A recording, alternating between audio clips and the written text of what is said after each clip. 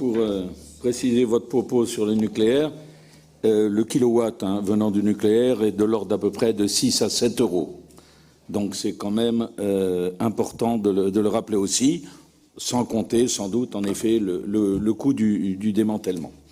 Monsieur le Président, mes chers collègues, ce dossier évoque ce que l'avenir peut apporter comme alternative afin de remplacer pour partie les actuelles énergies fossiles qui ne seront certes pas éternelles, mais ne vient-on pas de découvrir depuis 2017 d'énormes gisements de pétrole en Chine, en Alaska, au Mexique ou à Bahreïn. Nous sommes trop souvent tributaires d'autres sources d'énergie vis-à-vis de l'étranger. Aussi, l'hydrogène peut à terme nous permettre de renforcer notre indépendance énergétique que le nucléaire nous assure déjà pour une bonne part. Je me référais à l'automobile, moyen quotidien de transport et de liberté pour nos concitoyens, sans nier, bien entendu, les apports importants de ce gaz dans notre industrie. Permettez-moi de vous rappeler les principales façons de produire l'hydrogène, soit à partir du charbon par chauffage, soit à partir de gaz naturel composé principalement de méthane avec de la vapeur d'eau.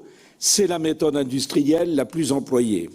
Soit à partir de biomasse par gazéification, enfin, soit à partir d'eau par électrolyse ou par thermolyse, craquage thermochimique de la molécule d'eau. Je me réfère à ce que vous disiez, à 900 degrés minimum. Ceci concernera de futures centrales nucléaires et ceci participe donc au débat sur le nucléaire, indispensable pour notre industrie comme pour la consommation des Français, du moins c'est notre avis. Nous ne sommes qu'aux prémices d'une production comme source d'énergie complémentaire à celle existante actuellement. Votre dossier met en évidence les recherches nécessaires importantes pour en arriver à une production économiquement viable. Il faudra donc des années et des années de recherche pour ceci. La route sera longue et quelques ordres de grandeur doivent être rappelés. Le pétrole facilement stockable et manipulable contient par kilogramme 12 kilowatts d'énergie sous forme de chaleur quand on le brûle. En électrolyse industrielle, 1000 litres d'hydrogène sous forme de gaz à 0 degré contiennent seulement 3 kilowatts d'énergie, ce que contient un tiers de litre d'essence. C'est dire qu'en l'état actuel, il faudrait d'énormes quantités pour concurrencer à part égale le pétrole. Mais dans le domaine du transport, il y a deux manières d'utiliser l'hydrogène dans les véhicules.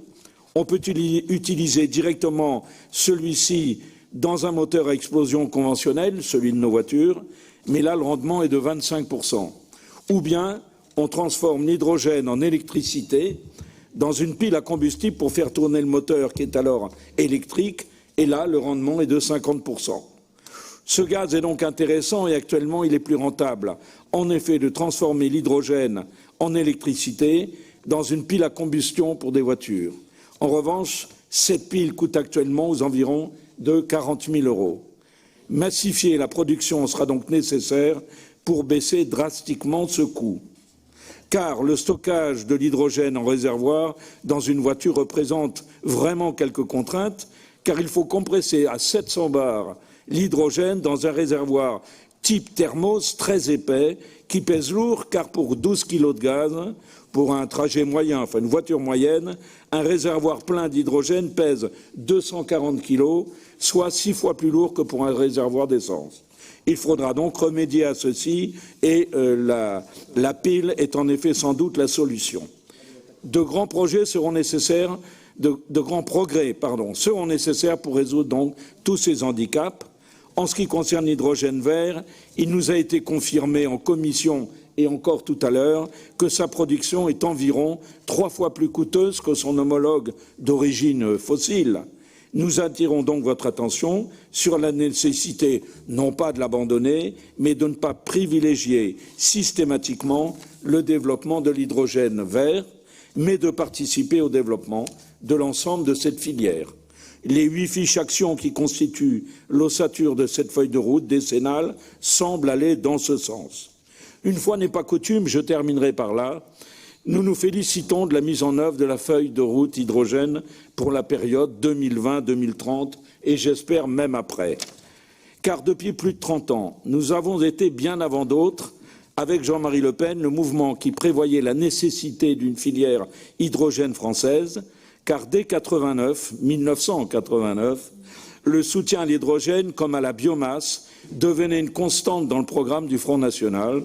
Vous répondez ainsi à l'un des engagements présidentiels 2017 de Marine Le Pen pour le développement rapide d'une filière nationale de l'hydrogène. Aussi, nous voterons ce dossier et le suivrons avec beaucoup d'intérêt. Je vous remercie.